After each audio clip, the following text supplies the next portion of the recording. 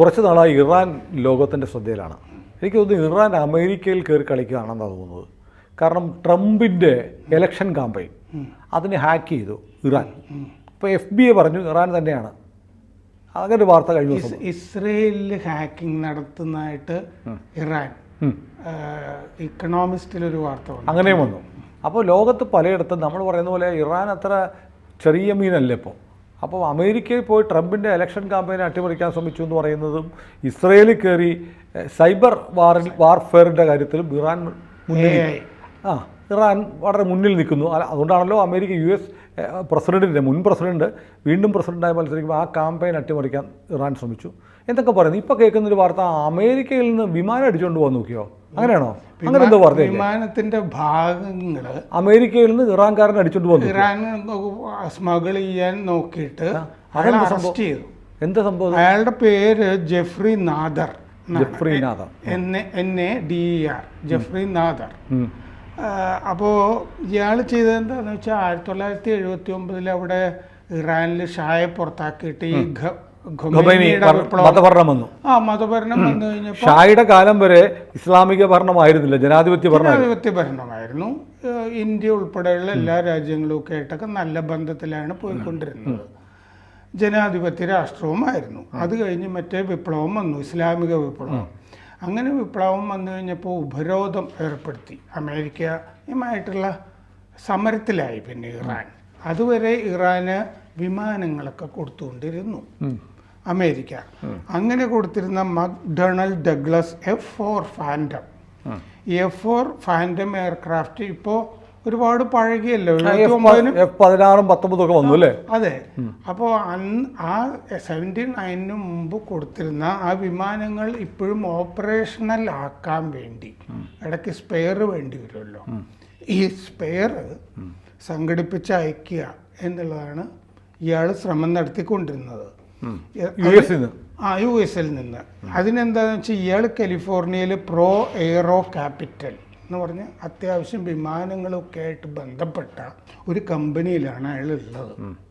അപ്പോൾ എൻ്റെ കമ്പനിക്കാണ് എന്ന് പറഞ്ഞിട്ടാണ് ഇയാൾ പല സ്ഥലത്തു നിന്നും പല സംഗതികളൊക്കെ വാങ്ങിക്കുന്നത്. വാങ്ങിച്ചിട്ട് ഈ ആദ്യം UAE-യിലേക്ക് അയച്ചിട്ട് UAE-യിൽ നിന്ന് ഇറാനിലേക്ക് കടത്തുക എന്നുള്ളതാണ് ഇയാളുടെ പദ്ധതി. അപ്പോൾ ഈ ഫൈറ്റർ ജെറ്റിൻ്റെ പാർട്ടുകൾ ഇറാൻ വ്യോമസേനയ്ക്ക് വേണ്ടിയിട്ടാണ് ഇയാൾ കടത്താനായിട്ട് ശ്രമിച്ചുകൊണ്ടിരുന്നത്. ഇപ്പോൾ ഡിപ്പാർട്ട്മെൻറ്റ് ഓഫ് ജസ്റ്റിസ്, നീതിന്യായ വകുപ്പ് അമേരിക്കയിലെ ഇല്ലീഗൽ എക്സ്പോർട്സ്, ഇയാൾ അനധികൃതമായിട്ട് കയറ്റുമതി ചില കാര്യങ്ങൾ ഇങ്ങനെ ചെയ്യാൻ നോക്കി എന്ന് പറഞ്ഞിട്ട് ഇയാളെ അറസ്റ്റ് ചെയ്ത് വിട്ടില്ല. ഇറാൻകാരുടെ കാര്യം കഷ്ടമാണേ. പഴയ വിമാനങ്ങളൊക്കെ F4 ആണ്. അതെ. അത് എത്ര സീരീസ് F4 കഴിഞ്ഞിട്ട് എത്ര സീരീസ് ഇപ്പോൾ വന്നു കഴിഞ്ഞു? അതെ. 16 19 ഒക്കെ ആയിരുന്നു അല്ലേ? അതെ അതെ. F-16 19 ഒക്കെ വന്നു കഴിഞ്ഞു. അപ്പോഴും F4 കൊണ്ടാണ് ഇവർ നടക്കുന്നത്. ഇപ്പോൾ ഇസ്രായേലിനെ തീർത്ത് കളയും എന്നൊക്കെ പറയുന്നത് വെച്ചിട്ടാണ്. അവരുടെ കയ്യിൽ പുതിയ വിമാനങ്ങളൊന്നുമില്ല, ഒന്നുമില്ല, നട്ടും ബോൾട്ടും ഒന്നുമില്ല. അത്തരം ഒരു സാധനത്തിൽ പോയിട്ടാണ് ആ പ്രസിഡന്റ് തട്ടിപ്പോയത്. പഴയ വിമാനമാണെന്ന് അന്ന് പറഞ്ഞിട്ടുണ്ടായിരുന്നു. ഇയാൾ 30 വിമാന ഭാഗങ്ങൾ 2020 മുതൽ സ്മഗിൾ ചെയ്യാനായിട്ട് ശ്രമിച്ചു എന്നാണ് കേസിൽ പറഞ്ഞിരിക്കുന്നത്. അതൊക്കെ 1979 മുമ്പ് അമേരിക്ക കൊടുത്ത വിമാനങ്ങളുടെ പാർട്ടുകളാണ്. മാത്യു ഓൾസൺ, അസിസ്റ്റൻ്റ് അറ്റോർണി FBI-യുടെ, എക്സിക്യൂട്ടീവ് ഡയറക്ടർ റോബർട്ട് വെൽസ്, ഇവരൊക്കെ ഈ കേസിൻ്റെ ഡീറ്റെയിൽസ് ഇപ്പോൾ പുറത്തു വിട്ടിട്ടുണ്ട്. ഇപ്പോൾ ഇവർ F-4 ഗ്രൂമാൻ F-14 ഇങ്ങനത്തെ വിമാനങ്ങളൊക്കെയാണ് അവിടെ ഉള്ളത്. പഴയത് സാധനങ്ങളാണ് അവരുടെ കയ്യിലുള്ളത്. അപ്പോൾ ഉപരോധത്തിനിടയിലും പക്ഷെ ഈ വിമാനങ്ങൾ സഞ്ചരിക്കുന്നു, ഓപ്പറേഷണൽ ആണെന്നുള്ളത് അമേരിക്ക കണ്ടെത്തിയിരുന്നു. അമേരിക്കയ്ക്ക് അത്ഭുതമായിരുന്നു. കഴിഞ്ഞിട്ട് ഇതെങ്ങനെ പറക്കുന്നു എന്നുള്ളത്, എങ്ങനെയായിരുന്നു എന്നുള്ളത് വലിയ അത്ഭുതമായിരുന്നു. ഈ റിവേഴ്സ് എഞ്ചിനീയറിംഗ് വഴിയാണ് പൊതുവെ ഇത് ചെയ്തതെന്ന് പിന്നീട് മനസ്സിലായി. കുറച്ച് ഭാഗങ്ങൾ നട്ട് ബോൾട്ടുകളൊക്കെ അവിടെ തന്നെ ഉണ്ടാക്കിയിട്ട് ഫിറ്റ് ചെയ്യും. പിന്നെ എന്ത് ചെയ്യുന്നു വെച്ച് കഴിഞ്ഞാൽ ഈ കാനിബാലൈസേഷൻ, അതായത് cannibalization. വേറെ വിമാനങ്ങൾ മേടിച്ചിട്ട് തകർത്തിട്ട് അതിൻ്റെ ഭാഗങ്ങൾ എടുത്തിട്ട് മനുഷ്യനെ തിന്നുന്നത് തന്നെയാണല്ലോ കാനിബാളിസം. ഇത് വിമാനം മേടിച്ചിട്ട് അത് തകർത്തിട്ട് യുദ്ധവിമാനങ്ങൾക്ക് വേണ്ടി അതിൽ നിന്നുള്ള പാർട്ടുകൾ ചേരുംപടിയൊക്കെ ചേർക്കുന്ന പരിപാടിയാണ് എന്നും കണ്ടുപിടിച്ചിരുന്നു. റഷ്യയിൽ നിന്ന് SU-35 മേടിക്കുന്നുണ്ട് ഇവർ. അത് ഈജിപ്തിന് ഓർഡറാക്കി വെച്ചിരുന്ന SU-35 വിമാനങ്ങളാണ് ഇറാന് റഷ്യ കൊടുത്തുകൊണ്ടിരിക്കുന്നത്. ഇപ്പോൾ ഈജിപ്ത് തൽക്കാലം വേണ്ട എന്ന് പറഞ്ഞിട്ട് അവരുടെ കയ്യിലുള്ളത് MiG-29 പഴയ സോവിയറ്റ് SUS-4 SU-22, പിന്നെ US-ൻ്റെ F-14 ടോം കാറ്റ്, F-4 ഫാൻറ്റം, ഇത്രയും വിമാനങ്ങളൊക്കെ അവരുടെ കയ്യിലുള്ളൂ. ഷായുമായിട്ട് വലിയ മമതയിലായിരുന്നു. അതുകൊണ്ട് 32 F-4D വിമാനങ്ങൾ കൊടുത്തിരുന്നു. 32 എണ്ണം ആ കാലത്ത് വിറ്റിരുന്നു. 177 F-4E വിമാനങ്ങൾ കൊടുത്തിരുന്നു. 16 RF-4E വിമാനങ്ങളും വിറ്റിരുന്നു. 1980കളിൽ ഇറാനും ഇറാഖും യുദ്ധത്തിൻ്റെ കാലത്ത് ചെറിയ തോതിൽ ആഭ്യന്തര ഉൽപ്പാദനങ്ങളൊക്കെ വിമാനത്തിന് വേണ്ടിയിട്ട് ഇറാൻ നടത്തുന്നതായിട്ട് ഇതുപോലെ റിവേഴ്സ് എഞ്ചിനീയറിംഗ് വഴി നടത്തുന്നതായിട്ട് കണ്ടെത്തിയിരുന്നു. ഈ റിവേഴ്സ് എഞ്ചിനീയറിംഗിൽ ഉസ്താദുമാർ ശരിക്കും ചൈനക്കാരാണ്. എല്ലാം കൊടുക്കാത്തതൊക്കെ കള്ളക്കടത്ത് നടത്തിയാണ് അവർ ചെയ്തുകൊണ്ടിരിക്കാറ്. 2020 ക്വസീദ് 900 kilogram electro optic guided smart ബോംബുകൾ ഇവർ തന്നെ സ്മാർട്ട് ബോംബുകൾ ഉണ്ടായതായിട്ട് കണ്ടെത്തിയിരുന്നു.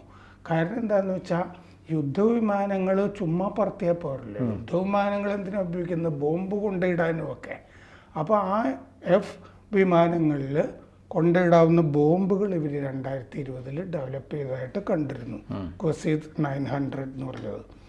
ഇപ്പോൾ ഇറാൻ എയർഫോഴ്സിന് 60 F-4 വിമാനങ്ങൾ 4 താവളങ്ങളിലായിട്ടുണ്ട്. 60 എണ്ണം. അപ്പോൾ 60 എണ്ണം എപ്പോഴും ഓപ്പറേഷണൽ ആയിരിക്കണമല്ലോ, അല്ലെങ്കിൽ അതിൽ കുറേ എണ്ണമെങ്കിലും. ബന്ദർ അബ്ബാസ്, ബുഷഹർ, ചബഹാർ തുറമുഖം, ചബഹാർ, കൊണാരക്, പിന്നെ ഹമദാൻ, നോജെ, ഈ 60 വിമാനങ്ങളിൽ 60% ഓപ്പറേഷണലാണെന്നാണ് ഈ റിപ്പോർട്ടുകളിൽ കാണുന്നത്. അപ്പോൾ അതിന് എന്തൊക്കെയോ അവർ ചെയ്യുന്നുണ്ട്. പിന്നെ ഇപ്പോൾ എന്താണെന്ന് വെച്ച് കഴിഞ്ഞാൽ ഈ ചൈനയുമായുള്ള ബന്ധത്തിൽ UAE വഴിയാണല്ലോ ഇത് കൊടുക്കാമെന്ന് വെച്ചിരുന്നത്. ചൈനയുമായി UAE വലിയ സൗഹൃദത്തിലായതുകൊണ്ട് ഇപ്പോൾ അമേരിക്കയുമായിട്ടുള്ള ഈ പ്രതിരോധ ഇടപാടുകളിൽ UAEക്ക് പലതും അനുഭവിക്കേണ്ടി വരുന്നതായിട്ടും റിപ്പോർട്ടുകൾ വരുന്നുണ്ട്. ഇപ്പോൾ UAE national strategy four AI 2031 എന്ന് പറഞ്ഞിട്ട് അവർക്കൊരു രേഖയുണ്ടായിരുന്നു. ആർട്ടിഫിഷ്യൽ ഇൻ്റലിജൻസ് വലിയ തോതിൽ അവിടെ വളർത്തണം എന്നുള്ളത്. അതിൻ്റെ അകത്ത് ഇപ്പോൾ അമേരിക്ക നിയന്ത്രണങ്ങൾ കൊണ്ടുവന്നിട്ടുണ്ട്. ആ രേഖ അനുസരിച്ചൊന്നും കാര്യങ്ങൾ നടക്കില്ല എന്ന് പറഞ്ഞിട്ടുണ്ട്. 2026 മൂൺ മിഷൻ ചാങ്കെ 7 എന്ന് പറഞ്ഞിട്ട് ചൈനയുടെ മൂൺ മിഷനിൽ UAE ഭാഗമാക്കാൻ ശ്രമിച്ചിരുന്നു.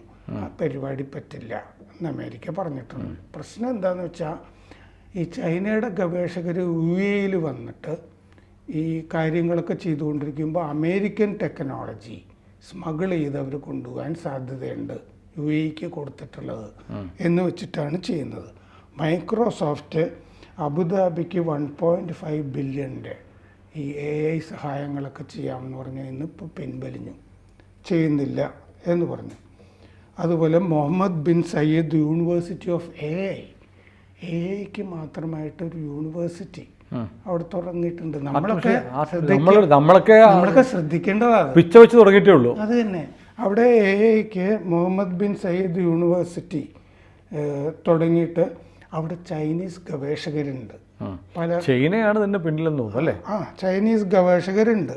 അപ്പോൾ അവര് ഈ ചിപ്പുകൾ ഇവിടെ നിന്ന് കടത്തുന്നു എന്നുള്ള സംശയം കൊണ്ട് ആ AI യൂണിവേഴ്സിറ്റിയുടെ പ്രവർത്തനത്തിലും കടത്ത നിയന്ത്രണങ്ങൾ അമേരിക്ക കൊണ്ടുവന്നതായിട്ട് ഇതിൻ്റെ കൂടെ റിപ്പോർട്ടുകൾ വരുന്നുണ്ട്. അപ്പോൾ നമ്മൾ ഈ പറയുന്ന പോലെ ഈ പ്രാകൃതമായ ഒരു മതരാജ്യമായിട്ട് അങ്ങനെ നിൽക്കുമെന്നല്ല ഇറാൻ.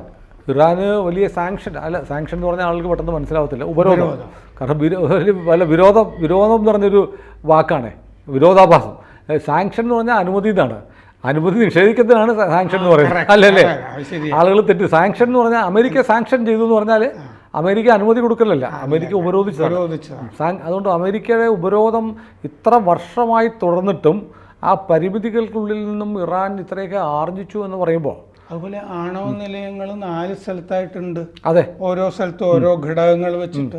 അപ്പോൾ ഈ സാങ്ഷനൊന്നും ഇല്ലായിരുന്നെങ്കിൽ, ഉപരോധമൊന്നും ഇല്ലായിരുന്നെങ്കിൽ ഇറാൻ എവിടെ എത്തുമായിരുന്നു? വലിയ ഭീഷണിയായിട്ട് വന്നേനെ. അപ്പോൾ അമേരിക്ക അക്കാര്യത്തിൽ എടുത്തൊരു നിലപാട് കറക്റ്റായിരുന്നു. പിന്നെ അതുപോലെ ആഗോളമായിട്ടും അമേരിക്കയ്ക്കും ഇസ്രായേലിനും എതിരെ ഫൈറ്റ് ചെയ്യുന്നുണ്ടല്ലോ. അതെ അതെ, ഈ പരിമിതികൾക്കും പരാധീനതകൾക്കും ഇടയിലും. എന്തായാലും ഇറാനോട് നമുക്കുള്ള മമത എന്ന് പറഞ്ഞാൽ ഇറാനും ഇന്ത്യയും തമ്മിൽ നല്ല ബന്ധമാണ്. അതുകൊണ്ട് നമുക്ക് ഇറാനോടൊരു മമതയുണ്ട്. പിന്നെ ഈ പറഞ്ഞ പോലെ ഇറാൻ ഷിയ ആയതുകൊണ്ട് വലിയ ഷിയായി കണക്ക് സുന്നി കണക്ക് അല്ലേ, വിശേഷമൊന്നുമില്ല. തമ്മിൽ കണ്ട തമ്മിൽ കൊല്ലുമാർ. ഏതായാലും അമേരിക്കയിൽ കയറി ഇറാൻ അവർക്ക് ആവുന്ന വിധത്തിലുള്ള പണികൾ തുടരുന്നുണ്ട്. ഇറാന്റെ ചാരന്മാരെന്തായാലും അമേരിക്കയിൽ പ്രവർത്തിക്കുന്നു എന്നാണ് അതാണ് വ്യക്തമാകുന്നത്. കറക്റ്റ്, അതാണ്. അത് അമേരിക്ക കിട്ട് നല്ല പണി കൊടുത്താണ്. അതെ അതെ, ചാരന്മാരെ വെച്ച് ഇത്തരം പണി. അതൊരു വിമാന കമ്പനിയിൽ ജോലി ഇത്രയും കാലം ചെയ്തുകൊണ്ടിരുന്നപ്പോഴാണ് പിടിച്ചത്. അത് 30 ഭാഗങ്ങളൊക്കെ ഇതിലിപ്പോ കടത്തിയതായിട്ട് അവർ സമ്മതിക്കുന്നില്ല എന്നേ ഉള്ളൂ. കുറെ ഭാഗങ്ങൾ കടന്നിട്ടും ഉണ്ടാവും. അതെ അതെ, തീർച്ചയായും. കൂടുതൽ വാർത്തകളും വിശേഷങ്ങളും നിങ്ങളിലേക്ക് എത്താൻ ABC മലയാളം സബ്സ്ക്രൈബ് ചെയ്യുക, ബെൽബട്ടനും അമർത്തുക.